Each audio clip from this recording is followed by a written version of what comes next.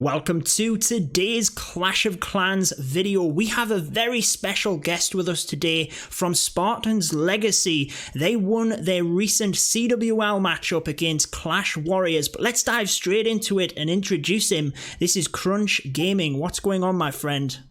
Hey, what's going on, man? How are you? Hey, I'm doing very well. Thank you so much for joining us here on the channel. You are basically going to help explain to my viewers the Ghost E-Drag, the Electrone attack. You guys kind of came up with it and showcased it from Spartan's Legacy, and you do have your own YouTube channel, which obviously people can jump over to in order to see more Spartan's Legacy action, correct?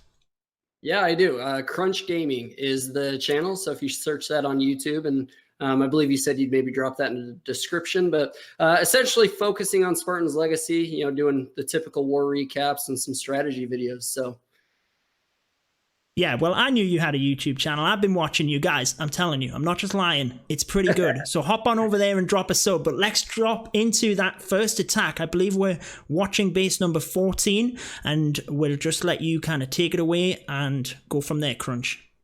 Perfect. Sounds good. Okay, so we'll start that replay in 3, 2, 1. Off we go.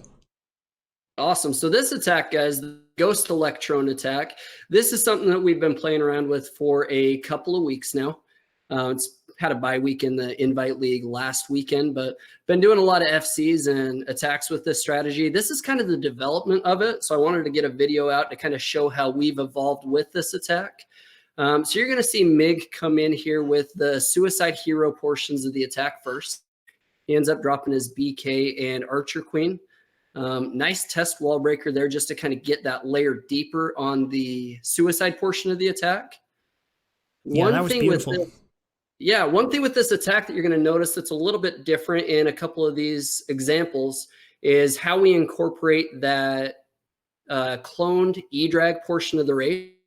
Something we've had a lot of success with is the suicide on the heroes first, and Lava Loon portion of the attack, we essentially bring in that blimp with the E-Drag and incorporate that into the Lalo, and it makes it that much stronger. So you're going to see kind of the Queen go down, and he starts his Lalo from about 10, 11 o'clock.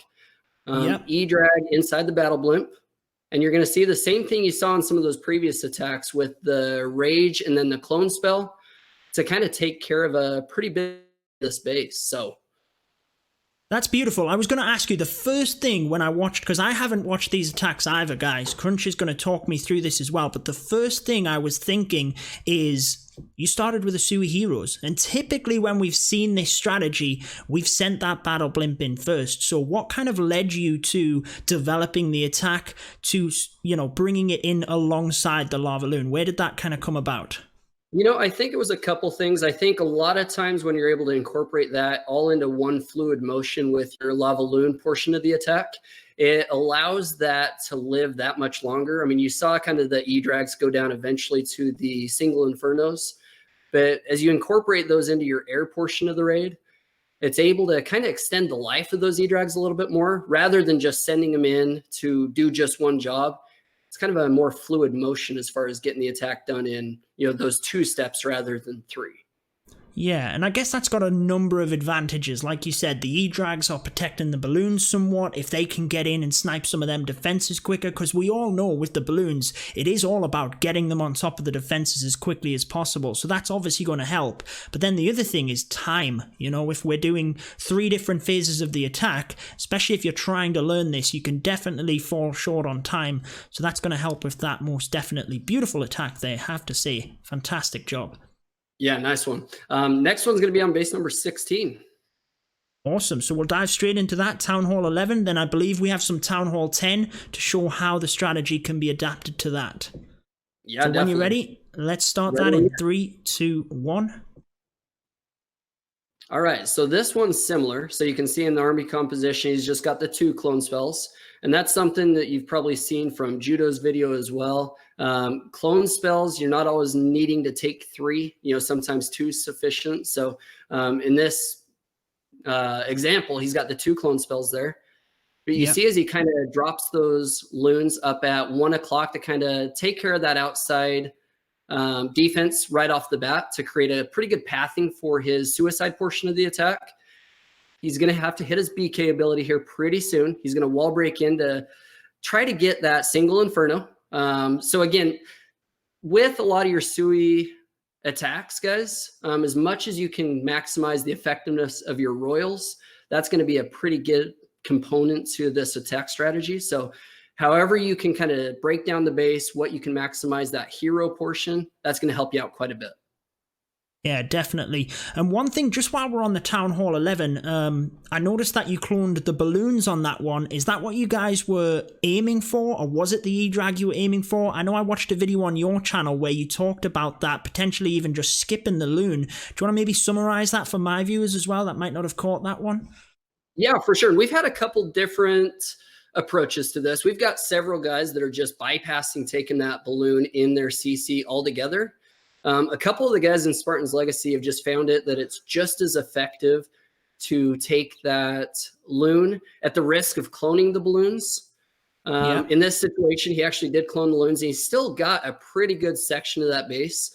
I've got to be honest with you, I don't think that was intentional, but it's not the worst thing in the world. I mean, you see this attacker, Elsa Jean, he ended up bringing a skeleton spell to take care of the Archer Queen, just because where he was dropping the blimp, it wasn't going to take out the Archer Queen. That was something he knew in the planning, but it's not the end of the world. I mean, at the same time, if you're dead set on cloning the E-Drag, it's 5 spaces. You know, don't even worry about taking the loon. Just let that sit empty. And that way you're ensuring you're cloning the right thing.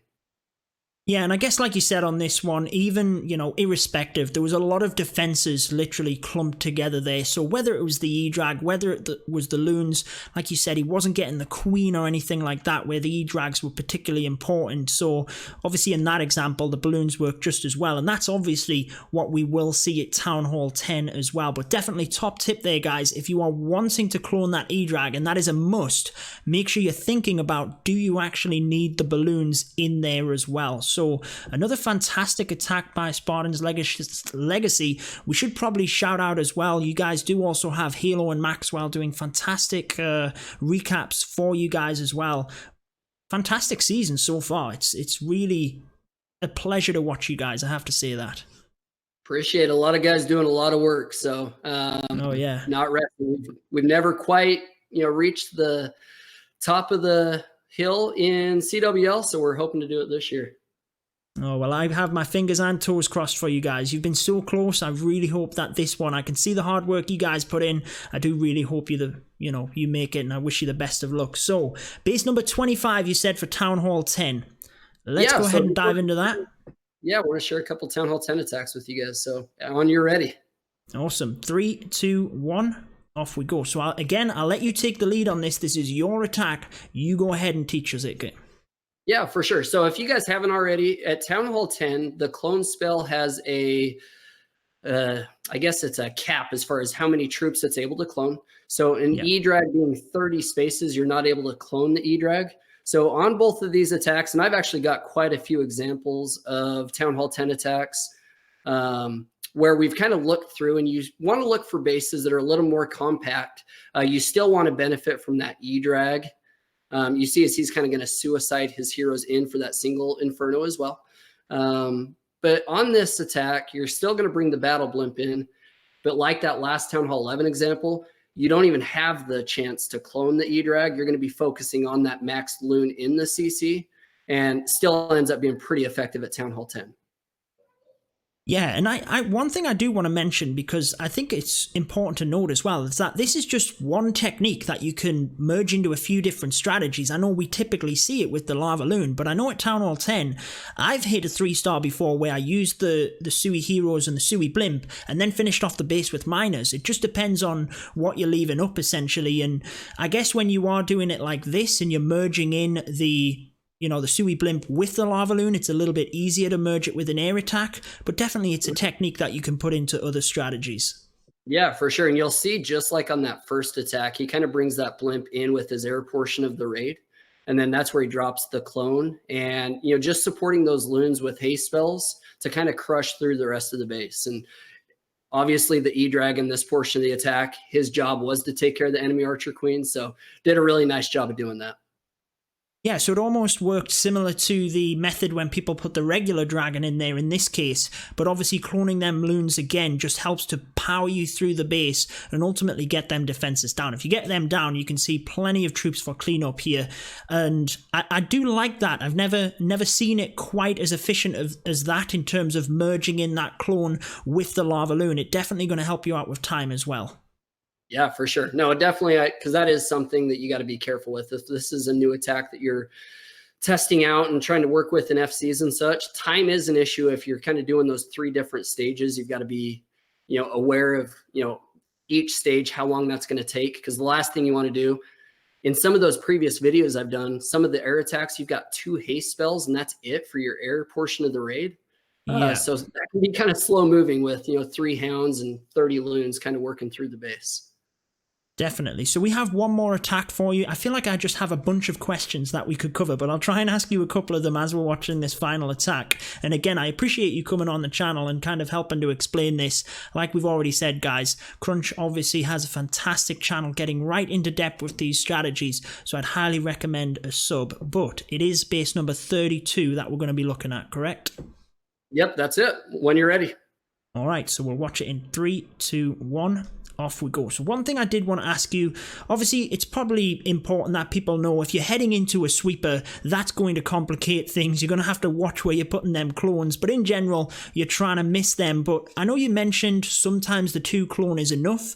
Is there anything in particular that you look for that could help the viewers in terms of whether they are wanting to use 2 or 3? Is there anything in particular, or is it more just, your expert kind of analysis of the base? Yeah, I think something I look at personally because this is something I've got a Town Hall 12 that I've run this attack with quite a bit. Something I kind of look at is what defenses are my cloned E-Drags taking care of. I mean, there's a few key defenses, whether it be an Eagle Artillery, single Infernos, sweepers, on the low portion of the base. If you can have some E-Drags take care of those sweepers. So you've got to kind of look at the portion of the base that your E-Drag's going to be cloned on and raged, what you're hoping to get with that. I think that can make all the difference between 2 E-Drags that are raged up or 3. If you're going to maybe get that Eagle Artillery, it's probably worth that 3rd clone spell. Yeah, definitely. And like you say, if you can take down more of the base, then you don't necessarily need as many haste spells. But getting into this attack, then I noticed that you are still keeping onto that Battle Blimp. You're merging that in again with the Lava Loon. So I definitely like that addition to this attack. Yeah, it almost acts like a little bit of a hound there, just to tank just a little bit longer. But again, the fluidity that it allows you in the lava loon portion of this attack, it's pretty successful. So you'll see there he kind of rages up through that important portion of the base with the Expos and the Archer Queen. So many balloons for Town Hall 10. That's crazy. Absolutely everywhere. It's pretty awesome.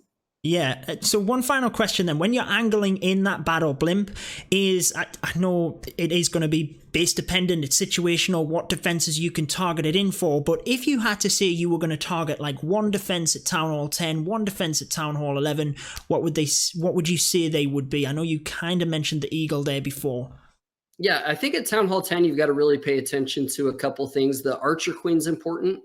A lot of times that Electro Drag, its sole purpose could be to take care of the enemy Archer Queen. And so you've got to kind of look at how the base is set up with the Town Hall and such. But secondary, I think you've got to, it could go either way with Inferno Towers or air defenses. Yeah. Those are both pretty problematic at Town Hall 10. Definitely. Well, that is another fantastic attack for Spartan's Legacy, a fantastic video for my viewers. And again, thank you so much for joining us. Any closing words, any shout outs you want to give before we wrap up the video? No, this is the first time I've been on with you. I appreciate the chance to jump on your channel, and hopefully it helps your viewers out. Hey, most definitely. I know for a fact it will. Thank you again so much. Best of luck to Spartan's Legacy for the rest of the season.